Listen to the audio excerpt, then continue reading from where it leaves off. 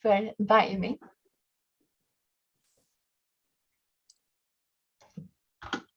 So press the got it button. Yeah, fantastic. Thank you so much. And do you know what? It's amazing to meet you and hear all your stories as well. That's incredible. So as Penny said, I met Penny back in 2015. And so I've been doing LinkedIn. Now I only do LinkedIn, supporting business owners and using LinkedIn to really get to grips with it and use it as a marketing tool and business development tool completely. So what I wanted to talk about today is something called your network is your net worth. And I think it's really important when you're, because when we networking, because we're all here networking and getting to know each other and learning a bit more about what each other does. LinkedIn is very similar in the same way that it works. I would say look at LinkedIn as another networking group, and you can't really go far wrong. So it comes down to who is it you're networking with, are they the people that you want to meet and get in front of? So it's the same whether it's on LinkedIn or face to face. And I always say that for me, success on LinkedIn comes down to three things. First of all, there's your LinkedIn profile. That's your shop front, and people will make an impression from you when they see you. And, literally you've got seconds to grab attention. The next bit is what are you posting? Who are you engaging with? This is your content on LinkedIn, and you're popping up. And when we look at, I could sort of say that, LinkedIn is the same as a networking group. Obviously, your profile represents you as the individual, what you're posting and who you're engaging with, the conversations you're having. And then, of course, the third sort of step to success is your network. Who are you connecting with? Who are you following on LinkedIn? Who's following you? Who's connecting with you? It's really important because it underpins your content and it also underpins your LinkedIn profile. But I do think it's a little bit of an overlooked element of LinkedIn. So I have got a little screen, some slides. So what I'll do, I think I was playing with it earlier, so I think I can share my screen. Okay. Let me just... Can everybody see my screen? I'm just going to put it into, can everyone see the slides at the top there? Fantastic. Yes. Can you see the actual screen, the presentation, not the slideshow? Is that right? Can you see that? Oh, I see. Right, sorry. I can see it all. I'll pop it down here. Right. Can you see the slides okay? I'm going to display. I do apologize for this. I've got a new screen and I was playing with it and it's obviously not working very well for me. So what can you see? You Yes. Can't see that. That's excellent. Yeah, the whole screen. Can you see the actual, you can't see the notes or anything? I'm just making sure you can see the slides. Not that the notes matter, but it's not working as I wanted it to. But anyway, so I wanted to just talk about what is your network. And obviously your network's made up of connections. These are first degree connections, people that you're directly connected to. Also, you've got, just to confuse things, you've got followers. So these are people who are choosing to follow you but not connect with you. So when you connect with someone, they directly become followers. And what that means is that people have the opportunity to see the content that you share and vice versa. But you can connect with someone and then choose to not follow them, or you can choose to follow them and not connect with them. And the problem with LinkedIn is that if you've got creator mode, I don't know if people have come across the creator mode, but that actually allows you to, actually LinkedIn is encouraging you to get followers rather than connections. So whether you connect directly with people or whether you choose to follow people is entirely up to you. There is no sort of right or wrong, but I'll tell you what I like to do. I actually like to connect directly with people, because when you're a first degree connection with someone, it allows you to actually message them directly. It allows you to invite them to LinkedIn events, invite them to follow your company page, for example. You can do so much more if they're a first degree connection rather than just a follower.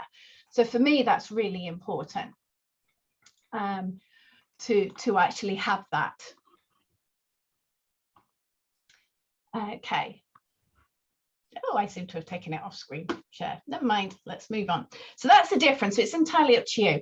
But either whether you have connections or whether you have followers, having a network is really, really important. You do need to be connected on LinkedIn for sure. You need to be able to sort of be building that network. So for example, if you connect with someone or they follow you, they have the opportunity to see your content. So if you have a relatively small network, the reach is still small as well. So we do need to grow our network. But unfortunately, the biggest mistake that people make is that they connect with anyone and everyone. And actually, we don't want to do that. Everything we do on LinkedIn says signals to the LinkedIn algorithm. Everyone that, all the hashtags that you may follow, all the groups that you're in, the people that you engage with, the people that you follow and the people that you connect with are all sending these signals to LinkedIn. And it then goes, oh, this is what you want to see on your network. And the other thing about that as well is that when you're posting your content on LinkedIn, what LinkedIn does is test how your network likes your particular post. And what it does, it sends it out to a small percentage of your network. So just because you've got, say, 500 people in your network, it doesn't mean to say they're going to see your posts.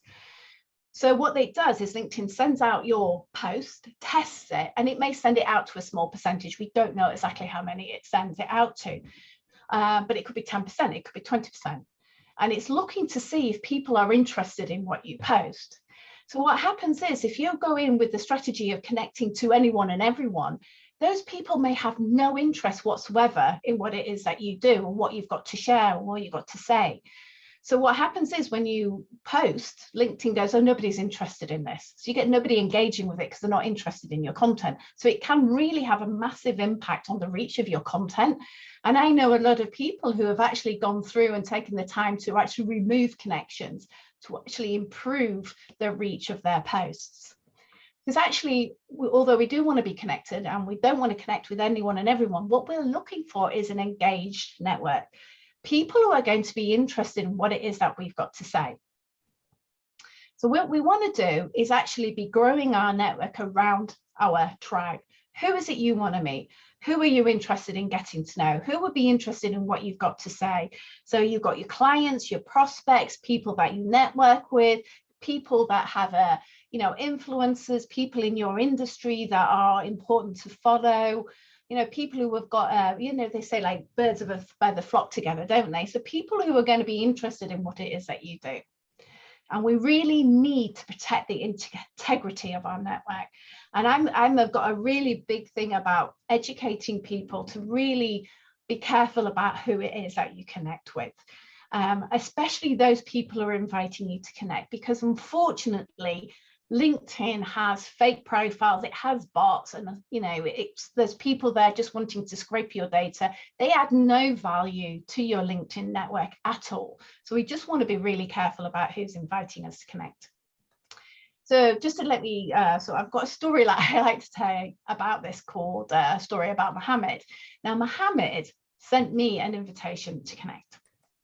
And the problem, it was like, you can see up here just his name. There's no photo. Where the two dots are is his headline. But I've got 10 shared connections here. So I always look at people's profiles and I'll go, okay, let me learn a little bit more about Mohammed. And what you see on screen here is literally all Mohammed had on his profile. He had no photos, I said, there's no header banner, just his name, the fact that he was from Sudan. But he's got over 500 connections, 10 of which were mutual. Why? This is the great example of a bot, adds no value, has got nothing on his profile, just looking to scrape data. Here's another one. In the face of it, I look at people and I go, maybe they need some help with LinkedIn and things like that. And on the face of it, this guy, does what most people do. He hasn't really put much on his headline, bit of a dodgy photo, to be honest. But I've got 88 mutual connections here. He's out of his 401. But I had to look at his activity. And, here we've got some really dodgy plays coming out here, looking for people who are interested in having a good time with him and stuff. And it's like, oh, my God, why have 401 people, 88 people I'm mutually connected with this guy? It's unbelievable. And just as another example, Sylvia Finch here, on the face of it looks quite good. You know, she's got her name, nice photo, and she's just got some keywords here in her headline in terms of what it is that she does. But actually, when you, again, not much on her profile, but actually when you look at her experience, it's saying she's linked her profile to this company ERT. So we are assuming she's going to be in finance of some sort, because she does remortgages and asset finance and all this kind of stuff. But if you actually just have a little look at the company page, it's actually a pharmaceuticals company based in Philadelphia, not related at all to what she does. And what happens is that these fake profiles can hide in these large company pages, which has got lots of employees, because the company admins aren't really, because there's too many, aren't really following who's actually attaching their LinkedIn to their company page. And it turns out that this lady here actually is an Australian Love Island celebrity. So, you know, they've just got an image off the internet and use that. So these are all fake. It's just unbelievable, you know, so many fake profiles. LinkedIn is supposed to be doing something about it, but it means that we still got to be on our guard. We've got to think about, this is my network. I want to protect the integrity of it. I want to make sure that the people who I am connecting with are the people I want to connect with, the people that will add value to my network. The problem is with the mobile, isn't it? It's just so easy just to click on the cross sign. You know, you've got the cross or the plus sign, and you can see your mutual connections, and you think, LinkedIn is a really trusted social media platform. So Business Insider did some research, and in America, it's seen as the most trusted social media platform. So we see that we've got shared connections, and we assume that these people are going to be all right. So we might go tick, tick, tick, tick, without actually doing our due diligence and having a look at them. And the problem with on the mobile is that when you do try to look at them, all you get is a little summary.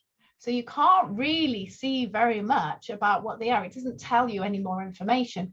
You need to look at people's profiles in full before you decide whether it's somebody that you actually want to connect with. Will they add value? So like this guy here, you know, you think he might be all right, but it's nothing on his profile, you know, and I just think, not really. So my kind of thing for this webinar is being really careful who you connect with.